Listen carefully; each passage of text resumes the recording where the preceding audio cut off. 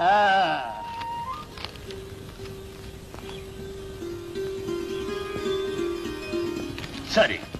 ತೋಟದ ಕೆಲಸ ಅಲ್ಲದೆ ಬೇರೆ ಇನ್ನೇನ್ ಕೆಲಸ ಮಾಡ್ತೀಯ?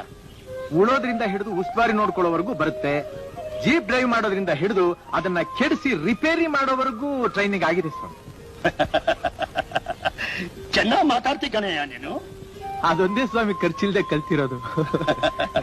ನಿನ್ನ ಹೆಸರು? ಚೆನ್ನ ಅಂತ ಸ್ವಾಮಿ. ಚೆನ್ನ, ನಿನ್ನ ಮದುವೆ ಆಗಿದ್ಯಾ? ಇನ್ನು ಕಂಕಣ ಬಾಲ ಕೂಡ್ ಬಂದಿಲ್ಲ ಸ್ವಾಮಿ. ಹಾಗಾದ್ರೆ ನಿನಗ್ ತಂದೆ ತಾಯಿ? ನನಗೆ ಬುದ್ಧಿ ಬರೋದಕ್ಕಿಂತ ಮುಂಚೆ ಅವನ್ನೆಲ್ಲ ಕಳ್ಕೊಂಡ್ಬಿಟ್ಟಿದ್ದೆ ಸ್ವಾಮಿ. ಈಗ ನೀವು ನನಗೆ ಆಶ್ರಯ ಕೊಡ್ತಾ ಇದ್ದೀರಿ.